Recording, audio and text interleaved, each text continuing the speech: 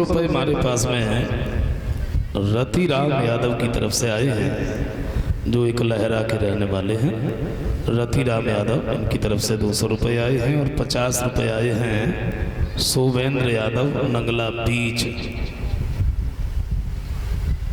बोले का है पूछी ना साली किस हाल में। अरे भाई, ये 101 रुपये ललित यादव, उत्तर प्रदेश पुलिस, जो यादव मार्केट करणपुर, इनकी तरफ से।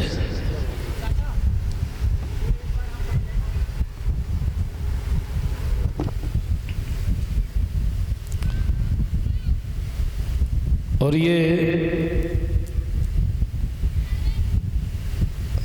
51 रुपये आए हैं गौरव शर्मा, जो शाहपुर के रहने वाले हैं, और 101 रुपये भगवान सिंह यादव, जो मल्लाह नगरा के रहने वाले हैं, और 101 रुपये अवधेश यादव, ये भी मल्लाह नगरा के।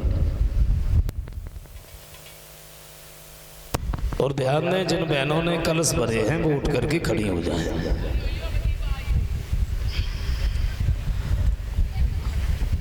कलश वाली कन्या खड़ी हो जाओ।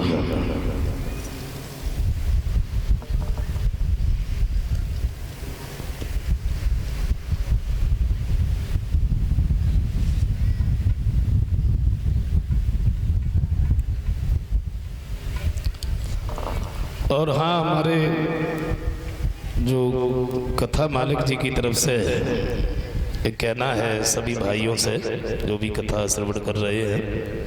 पहले तो मतलब सबकी दावत है ही, और अगर जिस किसी भाई को जैसे दावत न मिली हो तो हमारे कथा मालिक जी का कहना है कि कल आप सब लोगों का निमंत्रण है भंडारे में, जो भगवान का प्रसाद है उसे ग्रहण करें सब लोग।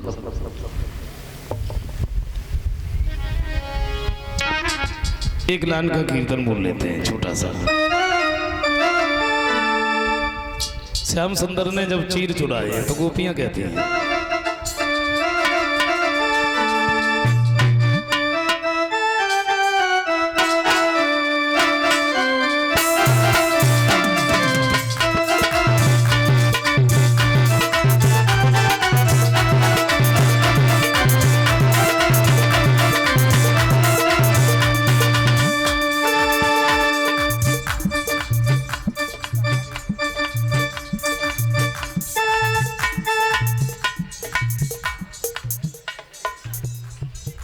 ये कहाँ है भाई? कहाँ है?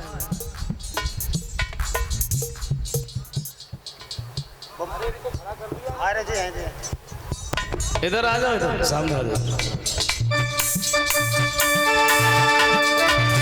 खोलेंगे सब लोग।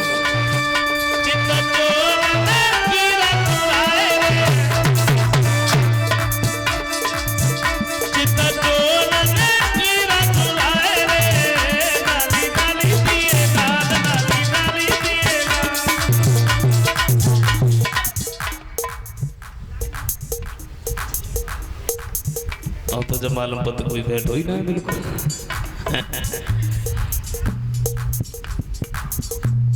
बोलो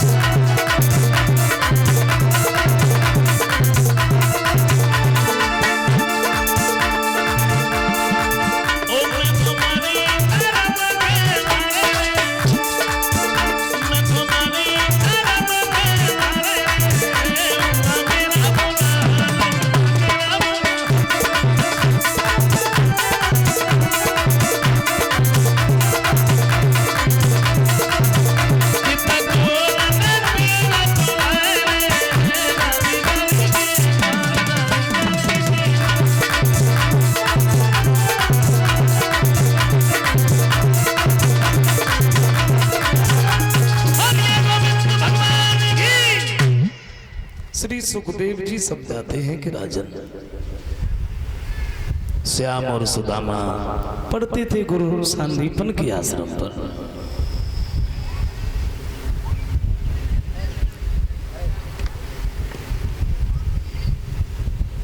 एक दिन गुरु माता ने श्याम सुंदर से एक बात कही है, लाला घर में ईंधन भी नहीं है, यज्ञ के लिए समुदाय चाहिए, क्या किया जाए? कन्हैया कहते हैं मैया इसमें चिंता की क्या बात है, सुदामा भैया मेरे साथ में है, मैं जंगल में जाऊंगा, लकड़ियों को तोड़ के ले आऊंगा। श्याम और सुदामा जब वहां से चले हैं तो गुरु माता ने सुदामा को अपने नजदीक बुला करके थोड़ी सी चना दिए और एक बात कही है, तुम दोनों भाइयों को अगर भूख लगे तो आपस में मिल के बांट के इन चनों को चाप लेना। वहां से जंगल में जब पहुंचे हैं, कन्हैया ऊपर वृक्ष पर चढ़ गए।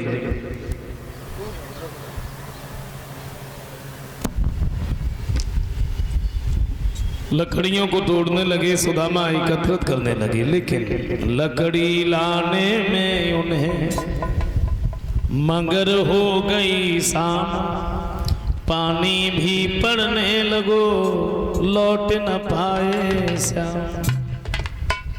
शाम हो गई, रात, माह का महीना,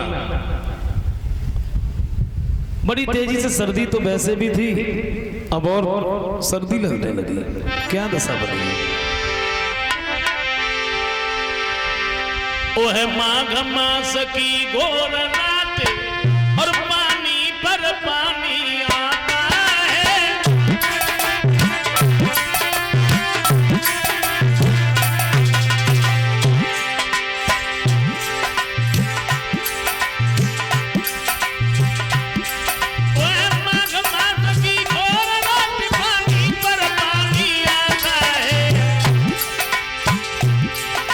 गणपति गुरु की सेवा में वह कच्छ तले से गुड़ाता है।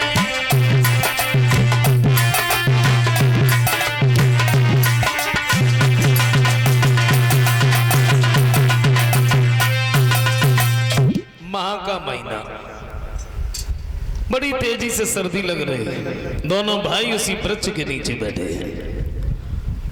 सुदामा जो चना बांधे थे, एक बात सोची, अब तो भूख भी लगी है, चना है थोड़े, अगर हमने से इसमें से कन्हैया को दे दिए तो भाई मेरे पास तो कुछ रहेगा ही नहीं। सुदामा ने धीरे से वो चना निकाले और चना चापने लगे। और चना कोई ऐसी चीज थोड़ी है जो आप चापते रहो, आपके नजदीक जो बैठा है वो न जाने पाए। हाँ,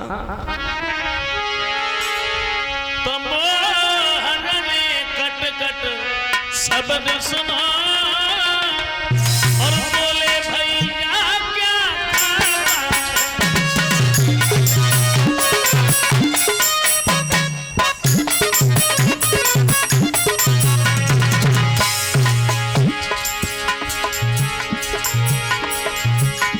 मोहन ने कट कट शब्द सुना, बोले भैया क्या खाना है, कचू हो कौंदे में, कचू हो कौंदे में, भूखन दम निकला जाता है।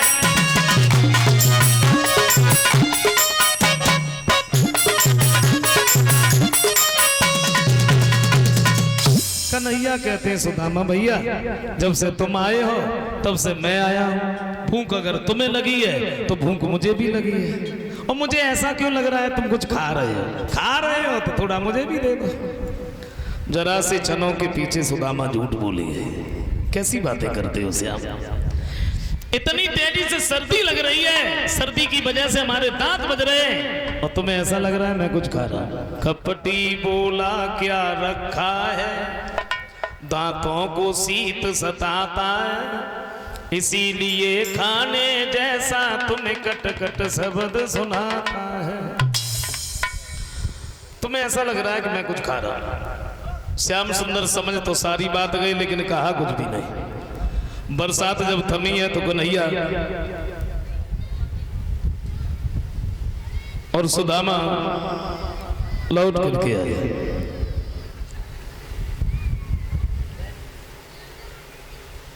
समझाया है।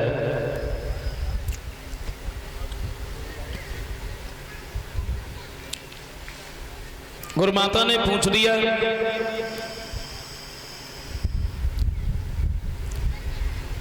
क्या तुम्हें सुदामा ने कुछ खाने के लिए दिया? बोले मैया मुझे तो कुछ भी नहीं दिया। तो अपने नजदीक बुलाया सुदामा को, एक बात कही, बेटा मैंने तुम्हें चना दिए थे, कह करके तुम दोनों भाइयों को भूख लगे तो आपस में मिलके बांट के वो चना छान लेना। तुमने ऐसा नहीं किया और अब तो तुम उस चंगुल में फंस गए। जो गुरु से कपट करता है, मित्र से चोरी करता है, वो निर्धन होता है या फिर कोढ़ी होता है। गुरुमाता ने कहा। कुछ दिनों तक दोनों भाई रुके हैं, उसके बाद में अपने अपने घर पर जब चले तो एक दूसरे के गले लग के खूब रोए, खूब रोए। श्याम सुंदर कहते सुदामा भैया तुम्हारे ऊपर अगर कोई मुसीबत आ जाए तो तुम मुझे भूल नहीं जाना। कन्हैया तो उधर द्वारिकाधीश बने और सुदामा जब अपने घर पर पहुंचे हैं, इनका विवाह हुआ और जिस दिन से विवाह हुआ उसी दिन से सुदामा गरीब होते चले गए। कितने गरीब हो गए सुदामा, दरवाजे दरवाजे पर भीख मांगने लगे, भरपेट रोटी नहीं मिलती है, सर्दियों में इतने भी वस्त्र नहीं है, अपने शरीर को भी ढक लें, वस्त्र हैं तो फटे पुराने।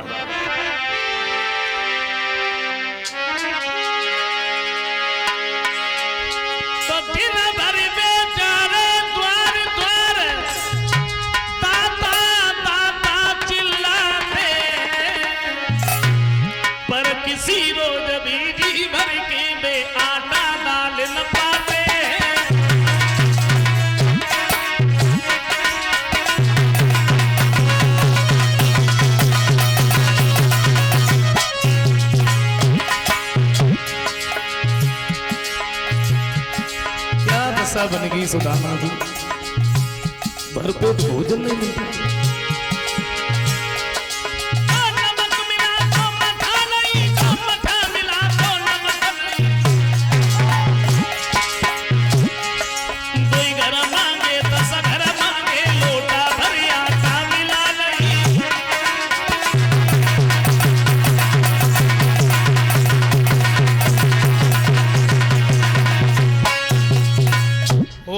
गरीब सुदामा दरवाजे दरवाजे पर भीख मांगते। रात का समय था, सुदामा घर पर लेटे, इनकी पत्नी इनके पैर दबा रही थी और पैर दबाते दबाते एक बात सोची है, सारे दिन तो भगवान का नाम लेते हैं, लेकिन ऐसी पता नहीं कौन सी भूल हो गई हमसे तो उन्होंने बिल्कुल ही नजर फेर ली। इसी बात को सोच करके सुदामा की पत्नी रोने लगी। तो जब रोई, आंखों से आंसू निकल करके गालों पर लकीर बनाते हुए सुदामा के पैरों पे जाके गिर पड़े। सुदामा उठ के बैठ गए, तुम रो रही हो? वही बात समझाई महाराज, ऐसा कौन सा पाप हो गया हमसे, कौन सी भूल हो गई जो ये दिन हमें देखने के लिए मिले।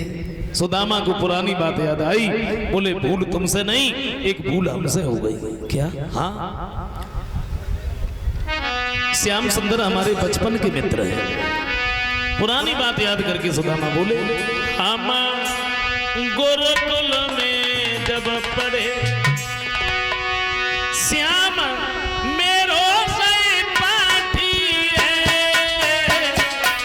गुरुकुल में जब पढ़े,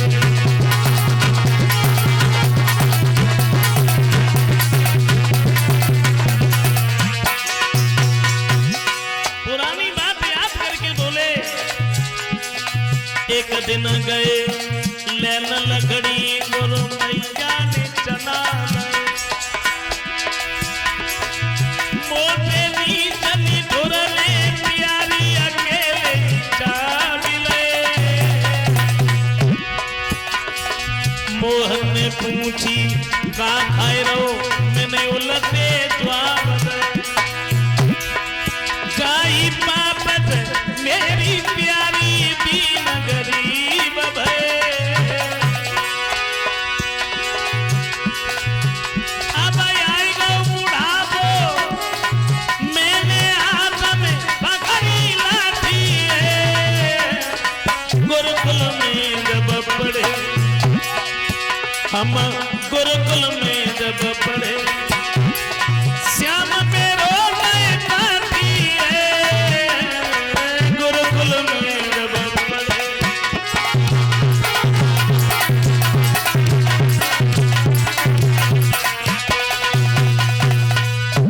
ये हमारे बचपन के मित्र हैं।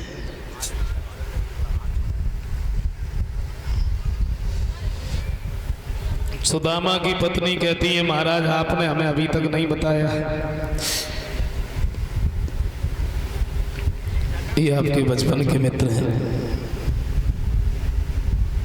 आप ऐसा करो आप इनके पास में चले जाइए। क्यों? बोले कुछ मांग करके मत लाइएगा, केवल गलती की माफी मांग लेना, आप चले जाना। का देखो तुम हमें उस जगह पर ना भेजो। सुदामा की पत्नी कहती है महाराज मैं आपको बिल्कुल नहीं भेजती, बिल्कुल नहीं भेजती। तो दो जो की दलिया मिलती तो घी शक्कर पे ननिया मिलाती।